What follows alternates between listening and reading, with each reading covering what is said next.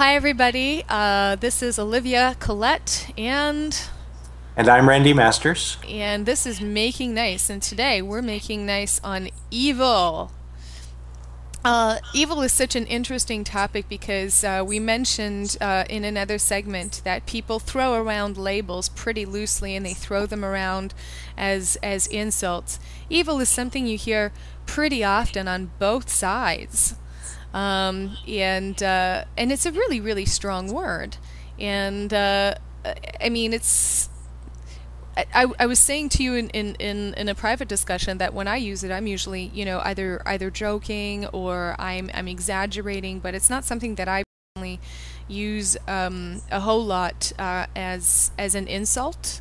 I may have in the past, but the past couple of years, I just I'm a little bit more mindful, um, because I think it takes a lot to actually be evil, and and you end up finding yourself on a lot of different sides when you're navigating a career like mine and you work in communications and you realize, you know, not some people might appear to be evil, but they don't mean to be.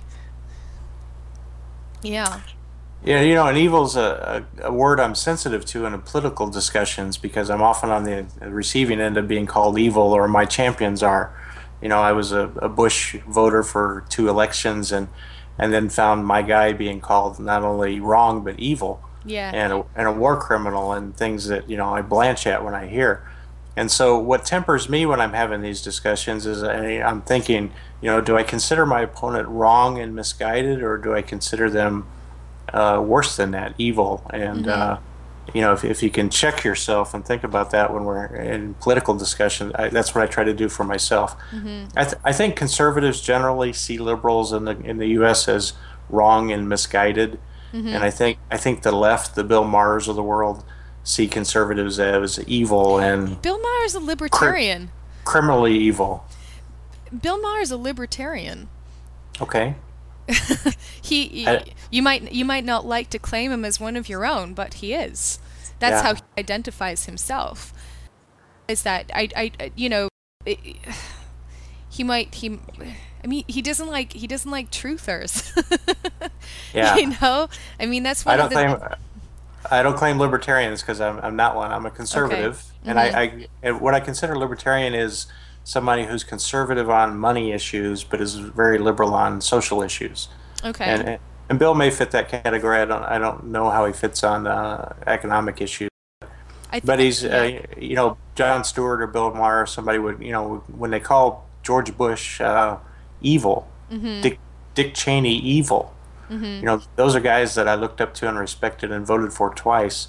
And to call them evil is to set me on on edge in a political debate. And so and I've been called evil on issues as simple as healthcare. You know, Mhm. Obamacare was the compelling issue of the last 2 years of the first 2 years of Barack Obama's presidency. So I disagree on the solution of healthcare. Does that make me evil? Well, it does on several blog sites Mhm.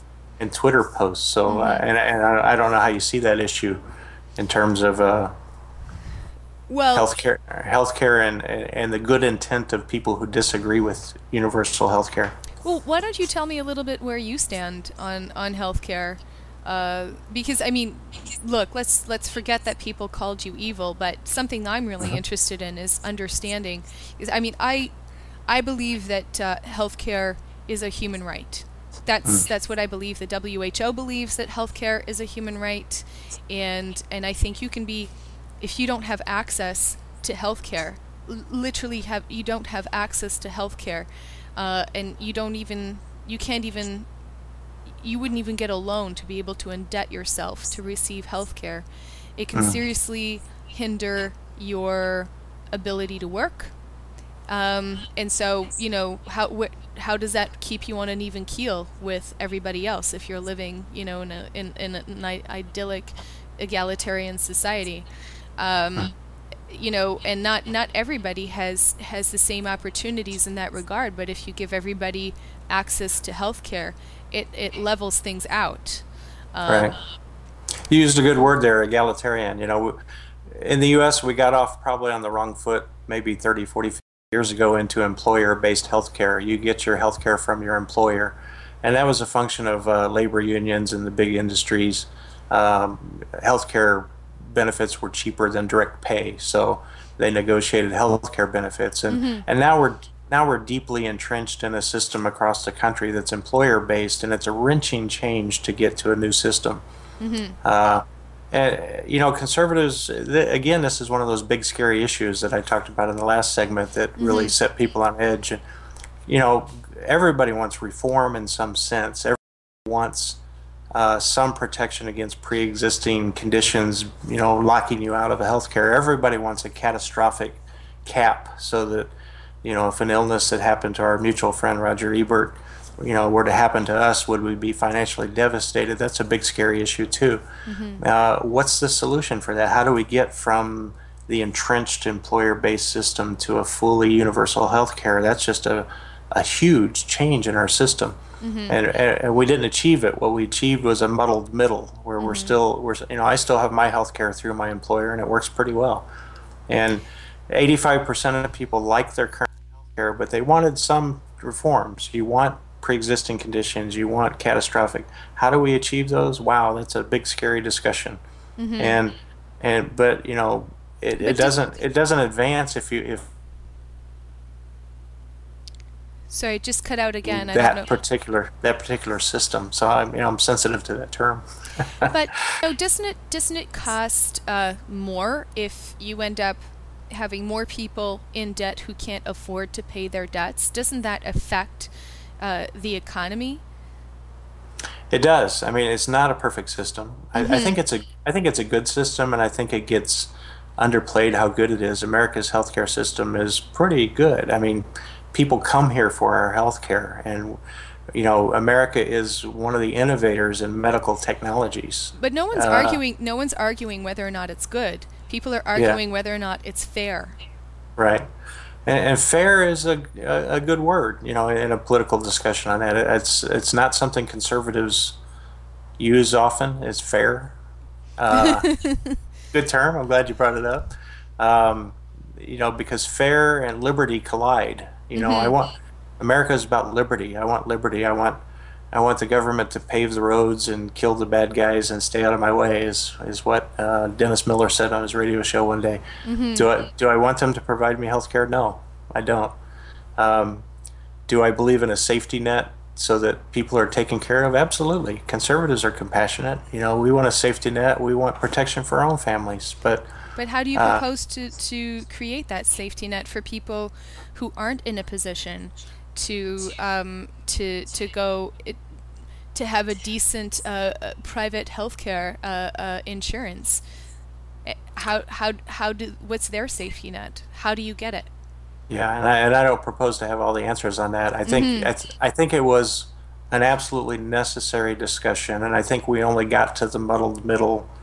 I think entirely private might work. I think entirely universal health care might work. Where we landed in the middle doesn't work. I think it's going to bankrupt us. I think the plan we got to was wrong and will bankrupt us, and that's a big scary issue. I think the costs of the system proposed are understated, and with our history with Social Security and Medicare heading toward bankruptcy and insolvency, Mm-hmm. then our healthcare system will have the same track. We see how this thing works with the government. So, how do we get to the reforms that conservatives want to Mm-hmm. from this system that we're so deeply entrenched in employer care? Wow, that's a big issue.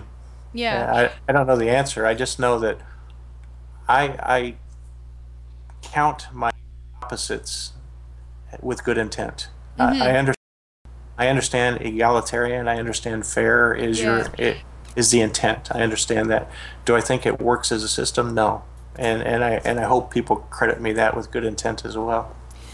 Well, look, and I'm not going to. This is where I this is why I want to be able to discuss these things, because I want to be able to tell other people on the left, and I want to be able to tell people right. You know, the system that we have in Quebec, it's not perfect. Hmm. And I think a lot of that is our province's leader's fault. I think it's Jean Charest's fault. He let the system hemorrhage because he wanted to introduce a two-tier system that Hmm. would allow people to choose private services if they chose to have those. Well, that unfortunately didn't solve anything. Hmm. Because it didn't change the fact that most people can't afford to go through a private system, so it's not really working, and Hmm. yet the healthcare system is still hemorrhaging. Hmm. And for me, it's not fair. It's not fair in the same way that maybe you feel it's not fair to go from one system and then go to what these politicians consider to be a happy medium, when really it's just, it's hurting the system that's already there, and Hmm. it's hurting the people who are affected by it. It's hurting the Right. doctor. It's hurting the morale among doctors. I mean, I had a doctor actually tell me, well, you think that your healthcare is free, but it's not, because you end up giving up when you're sick of waiting for 6 months for an Hmm. ultrasound that you need, you know? Right. And then I have no choice but to pay for one. Mm. Just so you can Right. get it faster, just so you won't get put on some tired old waiting list. And, when I actually got the procedure done, it was like, why, what was taking so long? How long is the Right. waiting list? Why is it that when I had to get a similar procedure done in Spain, and because I'm not a citizen there and I was covered under a private health insurance plan, um, I went up and I said, I need to schedule an ultrasound. They said, sure. Can you come tomorrow? Right. You know, I'm not, Right. I don't want to have to pretend that it wasn't better in a private hospital, but that doesn't mean that I think they set the bar. I think the bar should be that high for universal health care, and that it should be incentivized for medical workers, because I mean it takes an incredible amount of skill to practice medicine.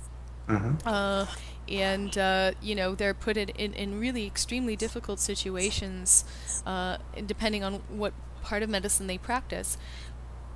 But to see the morale being down as much as it is in Quebec, I mean that's just it's a fatal flaw. But not to ignore it the way that our premier is. It's not actually helping anybody, and it's not encouraging us to go to a private system. Hmm.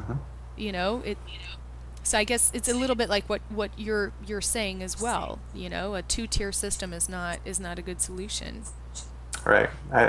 And honestly, I don't know what the solutions are. I Mm-hmm. know um, there's issues. We can't be bankrupted by it. You said waiting list. Waiting list is not a term in American healthcare. I don't ever face a waiting list. And Mm-hmm. do I want to? No. So, those are scary questions about what's coming for us and this wrenching change in our healthcare system. So, Yeah, I mean, look, I also want it to be clear that in other provinces, in Alberta, for example, I understand the healthcare system is really quite advanced and satisfactory. Um, and I'm sure some commenters will disagree, but I mean, I've been saying this for a while. The Quebec system is really flawed, and it's our premier's fault. He's been ignoring the things that the system needs to get done. But then he's been ignoring a lot of other issues like waste reduction and whatnot. So you know, this is just our reality in Quebec. In other provinces, it's not necessarily the same situation. But that said, we're going to have to wrap it up because we're almost out of time. But good discussion. as usual, very, very interesting, very compelling, and an absolute pleasure to chat about these things with you, Randy. Pleasure with making nice with you on politics. Pleasure making nice with you too. And Very good. it'll be a pleasure making nice with the commenters. Bye Very good. bye. Thank you. Bye.